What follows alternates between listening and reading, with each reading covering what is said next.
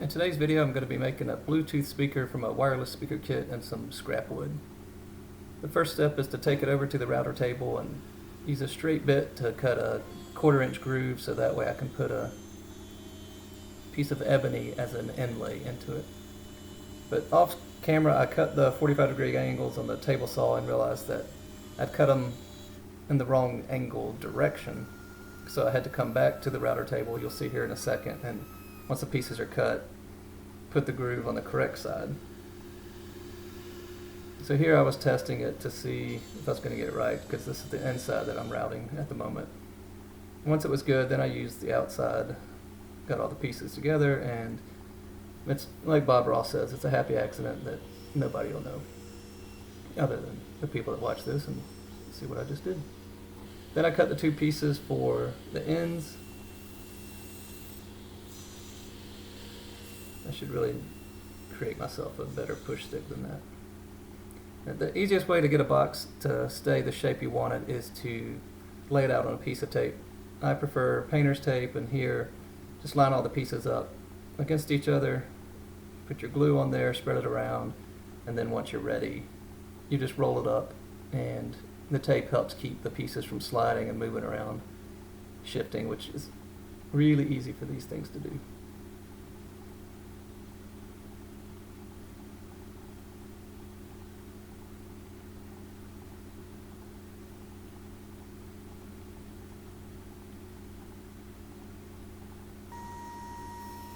Then from here, I sped up the footage a little bit. These are the clips of me cutting the inlay. So the blade is actually a lot lower than it looks, so it is not quite as dangerous as it appears when you're watching.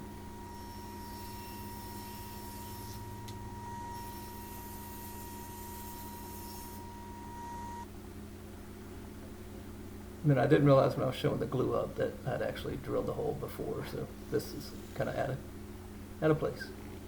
But my bit was really dull, so it took us a long time to actually drill these two holes for the speaker and the controls. And after that, just put the glue in, after doing some dry fit testing, of course, and get all of the inlays, as I'm calling them, in there. So it works well. The first three sides, you just put it on there and cut off the excess. So you don't have to be too precise on the first three sides. When you get to the final side, then you need to measure it a little more precisely and get it glued into place.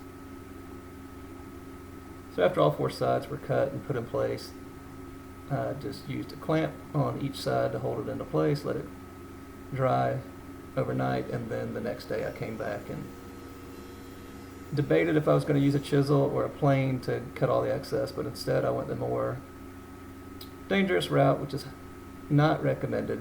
So here I was using a table saw to cut off the excess, which is certainly the quickest, but you run a really good risk that you're going to have your box kick over into the blade, and then you'll have to start over because you screwed it up. So I don't recommend doing what I did here, but it worked well for me.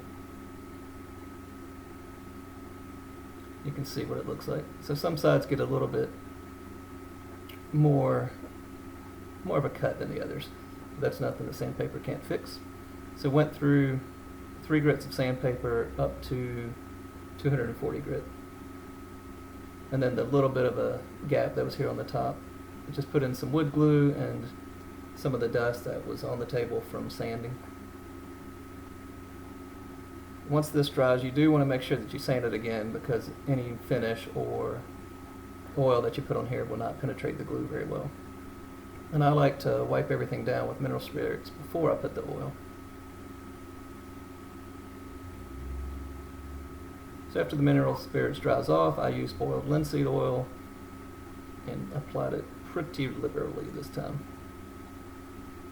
So I really like the contrast of the inlay. And this stuff, boiled linseed oil looks great, but after you let it soak in for about 10 to 15 minutes at most, get rid of all the excess. If you leave too much on there, it gets kind of a gummy finish to it, and you'll see some fingerprints later, but that's just because it's still filming. You want to give it a good 3 to 5 days to really dry out somewhere. I think the finish looks pretty nice.